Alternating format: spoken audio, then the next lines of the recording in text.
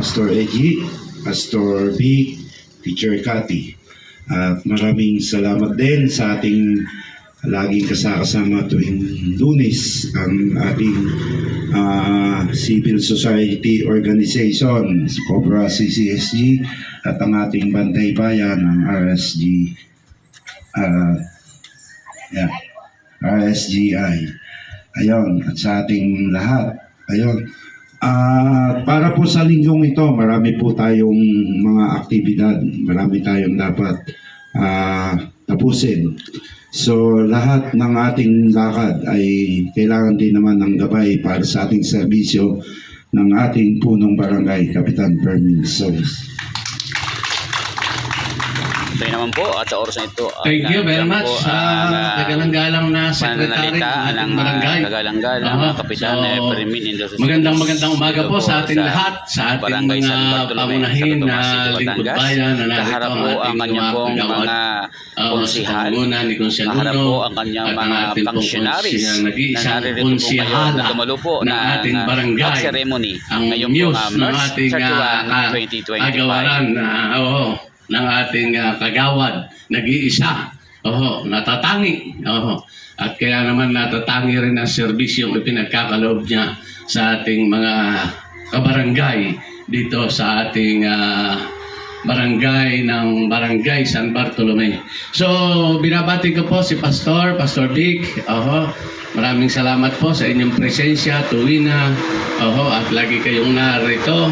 Kayo ang nagbibigay buhay at mga nagbibigay gabay at giya at nagbibigay ng mga kontil-butil na paalala na makapagpapalusog ng aming mga pangkaluluwa na pamumuhay dito sa ibabaw ng mundo. At siyempre po, lalong-lalo na ang ating butihing dating konsyal, pastor na ngayon, napakaganda lagi ng kanyang mga panalangin, malawak ang sakop ng kanyang mga dalangin at kanina nga mapapansin nyo, magmula dito sa ating barangay hanggang sa kabuuan ng lungsod ay unang-una ay talagang binibigyan niya ng puwang at poder ang kasalukuyang ngayong mga tatakbo na mga gustong maglingkod at nag-o-offer ng kanilang mga sarili para maglingkod na katulad natin sa ating minamahal na lungsod ng Santo Tomas. Binabati ko rin po ang ating mga lahat ng department head, ng functionaries. Nandiyan ang ating mga lupon na tagapamayapa, ang ating hepe, ang ating BHW, BNS, Bahaw, MIO, clerk, treasurer, BRK, ang ating mga investigador nandyan, ang laging namamahala ng tagapagtaas ng ating bandila tuwing Lunes, si Ate Sonia at si Ate Ana, at ang ating tagapagkumpas ng musika, ng himno at ng ating pambansang awit, nandyan si inaanak, si Catherine. Maraming salamat ho at sa ating mga kose na nandiyan, masisipag, nag-aalaga ng ating kalusugan, yan ang hindi natin pwedeng kalimutan at baka tayo mapabayaan yan, ay biglang mamaya tayo, ha? So, lahat ho, kayo ay binibigyan ko ho ng matindi na pag-alaala at pagpupugay sa inyong mga nagagawang serbisyo. At gaya nga ho na nasabi kanina ni Sekretary, ang ating mga lingkod bayan na narito, mga nagbo-volunteer talaga. Si SG Cobra na laging nandyan. Maraming salamat ho, magandang umaga. At ang ating bagong-bago, very colorful. Ano nga, si RSGI, RSGI.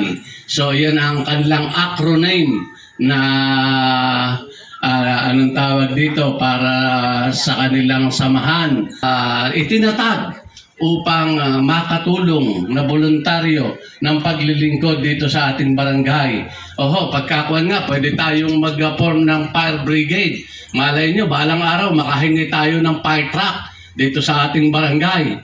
So, pagkakuan, pag-isipan natin yan. Ang ating mga functionaries ay kung hindi man pa ho tapos ng lubusan ang ating opisina sapagkat ginagawa na, tayo'y nabugaw na doon sa ating nilipatan at tayo ho ay compulsory na lumipat dito sa ating talagang tahanan, bagamat hindi pa tapos at may mga dapat pang ayusin ay atin na hong nilipatan.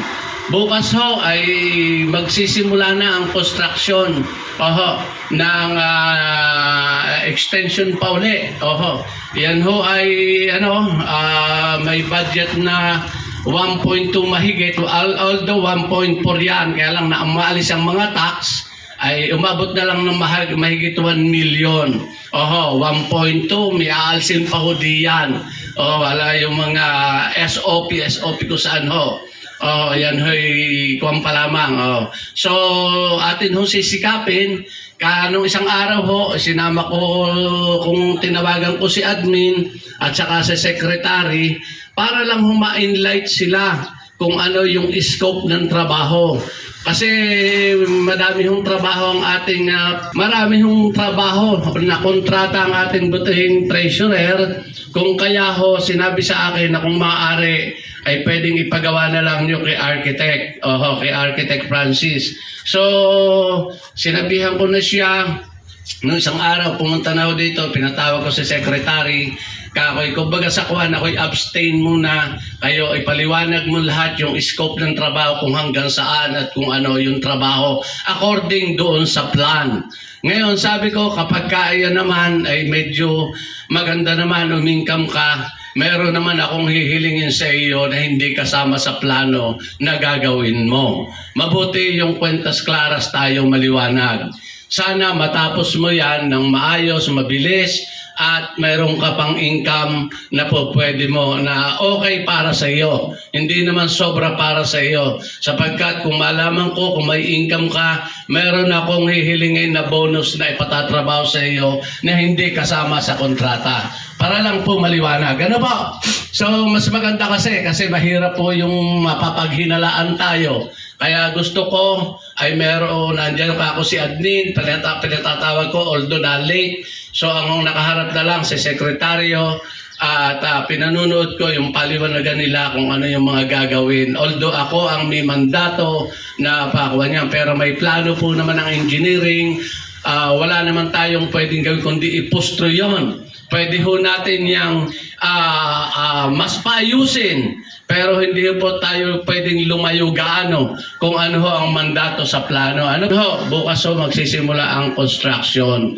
At mamaya ako ho ay may schedule na bisita taga SM, yung contractor po ng SM. At saka yung manager ng SM.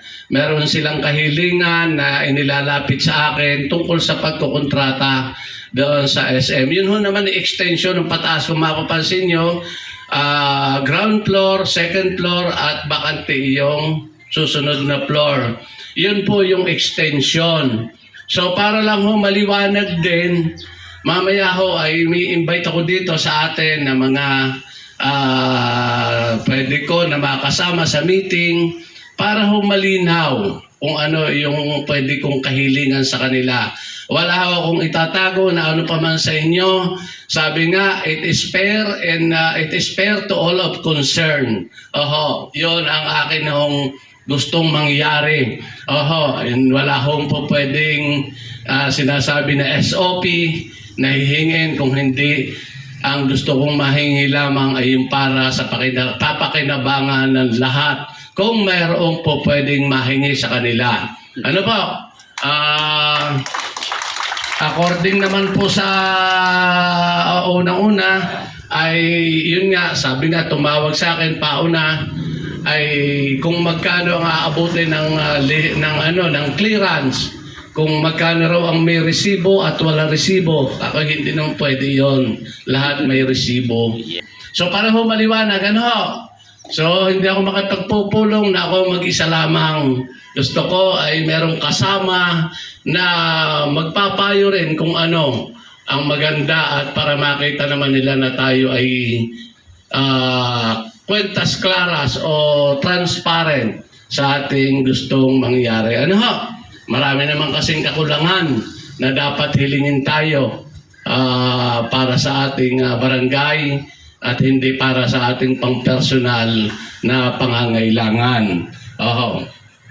So yun ho, maraming salamat at sana ho ay tayo ay laging patnubayan at gabayan ng ating Panginoon. Maraming salamat at magandang umaga sa ating lahat.